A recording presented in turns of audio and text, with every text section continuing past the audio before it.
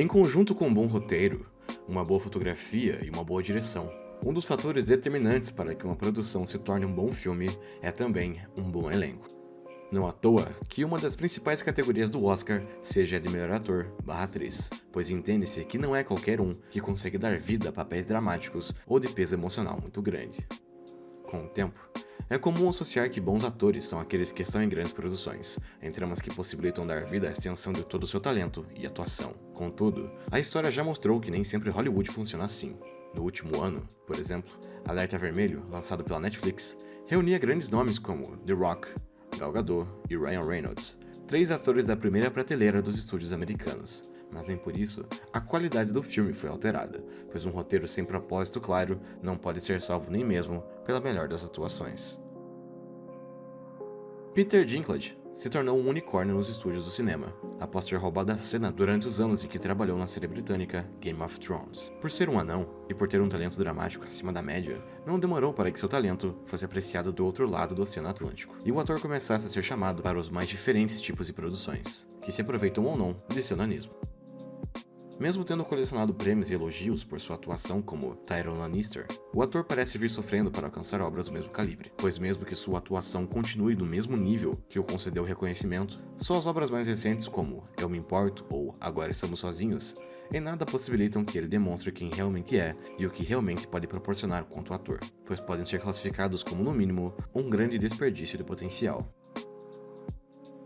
Quanto a Agora Estamos Sozinhos, a trama acompanha a vida de Del, um homem que acredita ser o último sobrevivente humano na Terra após uma misteriosa doença matar todos os habitantes de sua cidade, no meio norte-americano.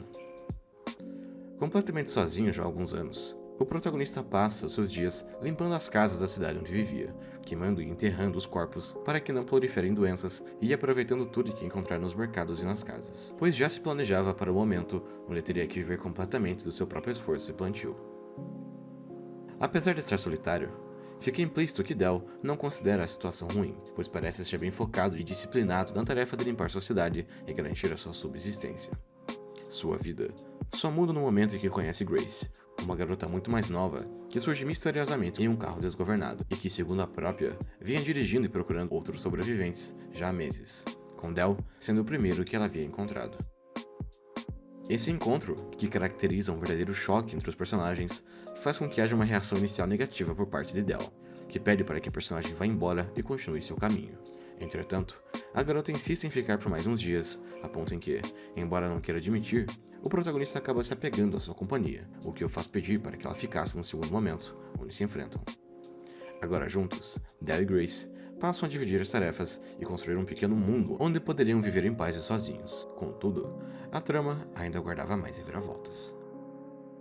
Um aspecto que chama logo a atenção de cara é a aparente tranquilidade que Del sente ao imaginar que era o último homem vivo da face da Terra, sem crises existenciais, carência ou mesmo surtos. Nada parece surtir efeito no personagem, exceto a sua antiga casa. O enredo não chega a ser objetivo nesse quesito, mas fica implícito que o protagonista, por ser um anão, sofria muito com a rejeição e com o bullying no passado, pois chega a declarar em certo momento que sempre havia sido solitário. Portanto, mesmo que o fato fosse extremamente traumático, de maneira prática, nada havia se alterado na vida de Del, que agora, ao menos podia viver em paz, sem ter que precisar aguentar o preconceito contra sua condição física, pois era o único homem vivo na sua cidade.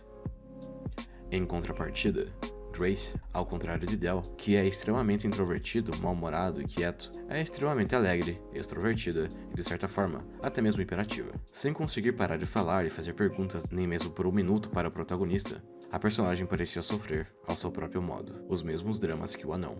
pois não se sentia aceita no passado pelo mundo e pela sociedade em que vivia. Apesar de demonstrar sentir falta de sua vida antiga, pois como ela mesma diz, tinha uma família que a amava e um namorado, essa oportunidade de recomeçar e viver sem julgamentos ao lado de Del também a satisfaziam muito, pois viver com o protagonista era um refúgio que a personagem tanto precisava.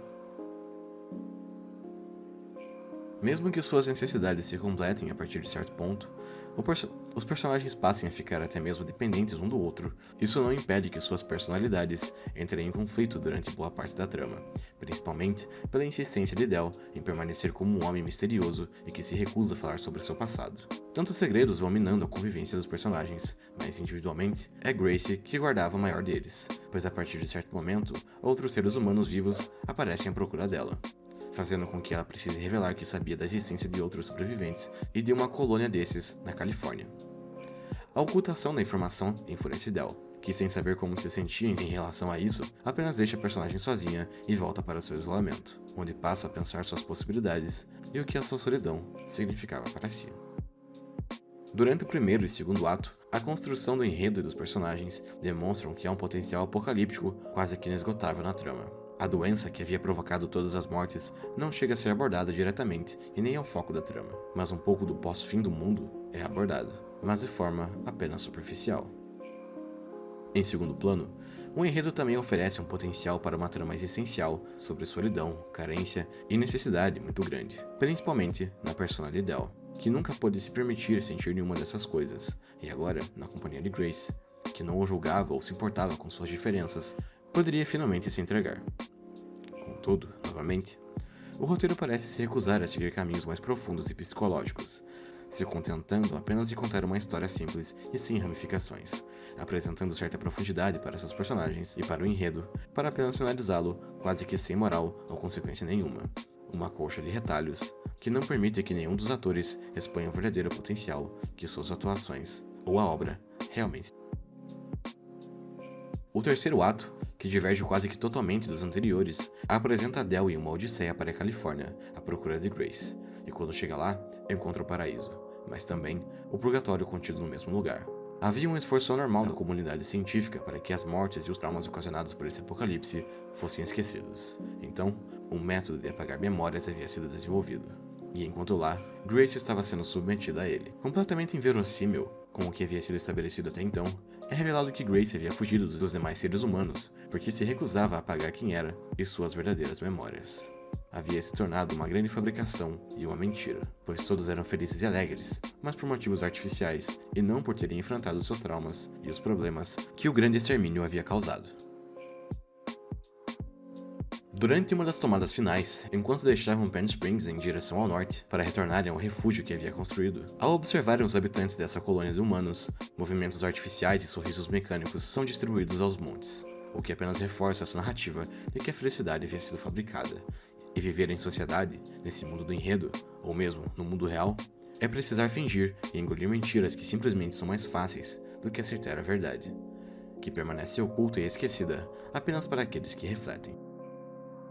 Não chega a ser verbalizado por Grace ou Del, mas fica implícito que a mensagem da trama é, sobretudo, uma valorização da solidão, um convite para a individualidade e um julgamento para a vida coletiva. Na trama de Agora Estamos Sozinhos, estar sozinho é a verdadeira dádiva, mesmo que pareça perigosa e ameaçadora em um primeiro momento. Foi somente na solidão que esses personagens encontraram a clareza para lidarem com suas mentes turbulentas, e apenas sozinhos, que puderam se permitir serem quem realmente eram, sem se preocuparem com os demais e como a sociedade os julgaria.